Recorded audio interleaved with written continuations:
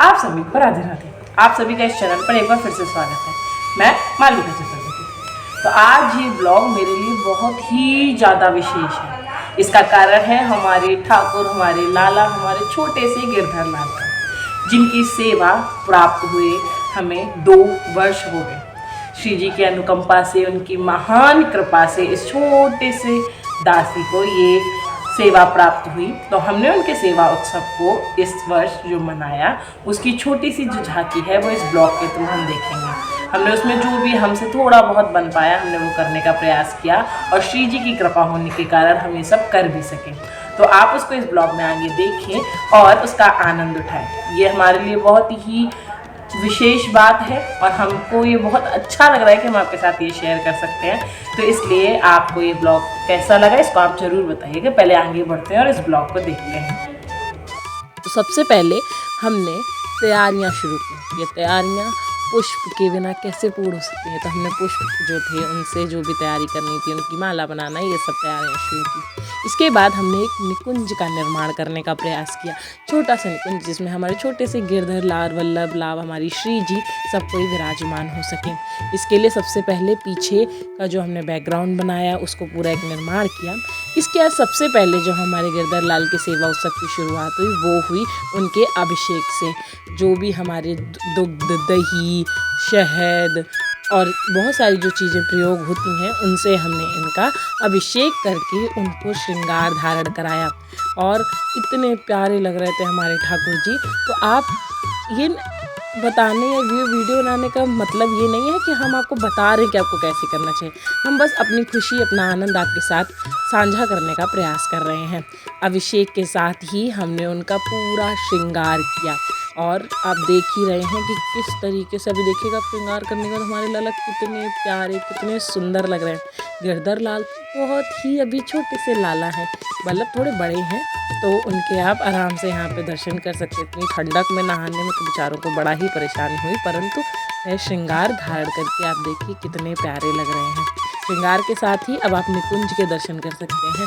निकुंज में हमने जैसे हमारे गिरधर लाल को बहुत छोटे छोटे से जो उनके जानवर हैं, जो पशु हैं वो प्रिय हैं, हमने उनको सबसे प्यारी उनकी गौ माता और पुष्प से उनका पूरा ये जो भी निकुंज बनाने का, निकुंज निर्माण का जो कोशिश की थी, आप उस पर निकुंज के यहाँ पे दर्शन करें। और हमसे जितना हो सका, जैसे कि निकुंज में हमने तुलसी, हमारी जो महारानी है, जो हमारी वृंदा महारानी है, उनको अवश्य इस भाव से कि वो जो वृंदावन है वो यहाँ पर निर्माण हो। इसी के साथ हमारे जग्गू दादा अपने भाई और बहन के साथ यहाँ पे शिव जी, उनके जो मित्र, उनके बिना उनके मित्र, उनके आप जो भी समझें उनको, वो वहाँ पे विराजमान करे गए। हमारी श्री जी यहाँ पर विराजमान हुई और वैसे भी श्री जी हमेशा ऊपर रहती। तो आप हमारे निकुंज में देखिएगा श्री जी अपनी अष्ट सखियों के साथ विराजमान हुई।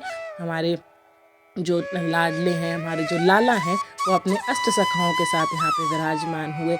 इसी के साथ हमारे गुरुदेव हैं, सभी को हमने यहाँ विराजमान कराया। आप वीडियो में आगे आराम से इनको देखिए।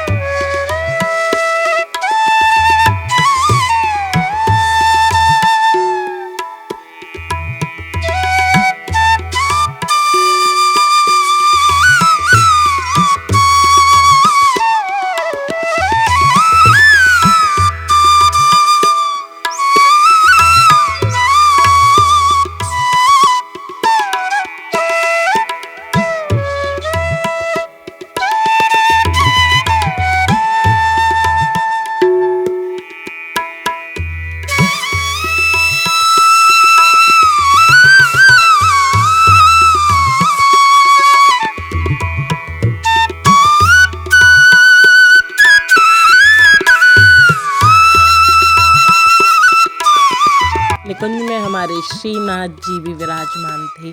हमसे जितना हो सका थोड़ा बहुत श्री जी ने जो हमसे कराया, हमने वो करने का प्रयास किया। इसी के साथ हमने इस दिन जो दीप यज्ञ होता है उसका भी आयोजन श्री जी की कृपा से कराया था।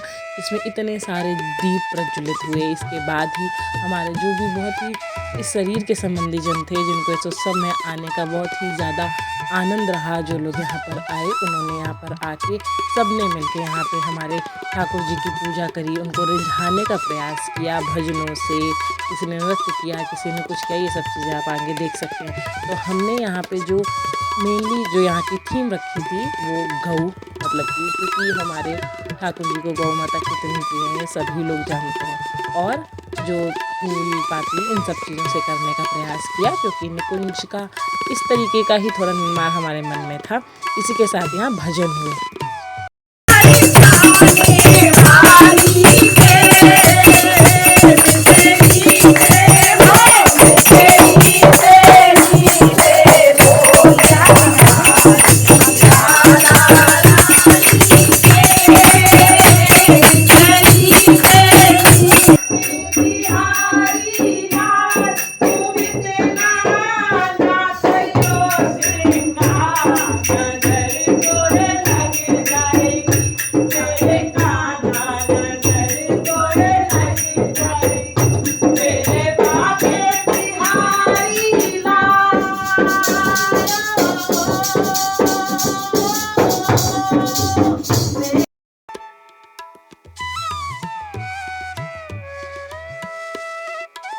दीप हुआ, थोड़ा सा वहाँ पे रास या नृत्य आप जो भी समझे वो हुआ। इसके बाद में हम सब ने मिलके दीप प्रज्वलित किए, दीप यज्ञ को किया। उसके बाद में हमने वहाँ पे सभी ने मिलके आरती करी।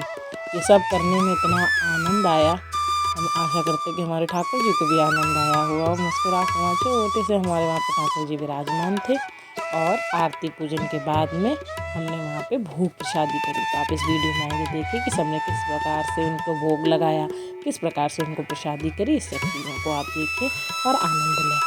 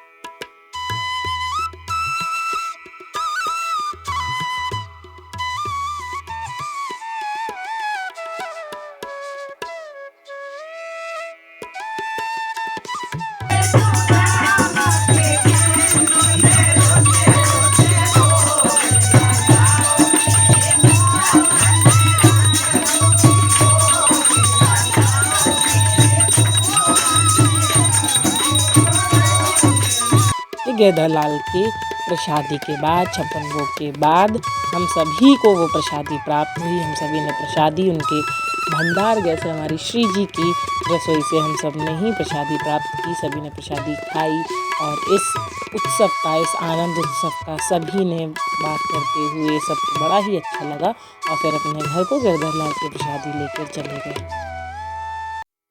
आप सभी को ये ब्लॉग कैसा लगा हमें ज़रूर बताएं। ब्लॉग क्या, ये तो एक तरीके से हमारे लिए आशीर्वाद है, दर्शन है। जो आ पाए उनको सबको साक्षात दर्शन हुए, और जो नहीं आ पाए वो इस ब्लॉग के थ्रू उसको देखें। और हमें तो बड़ा ही आनंद हुआ। और श्री जी कृपा करें कि हमें ऐसी ही सेवा आजीवन प्राप्त रहे, जीवन के बाद में भी निकुंज में प्राप्त हो सके। तो आप सबको ये ब्लॉग कैसा लगा ये ज़रूर बताएं। आपको हमारी छोटी सी जो सेवा है वो कैसी लगी इसके विषय में हमें अवश्य बताएं।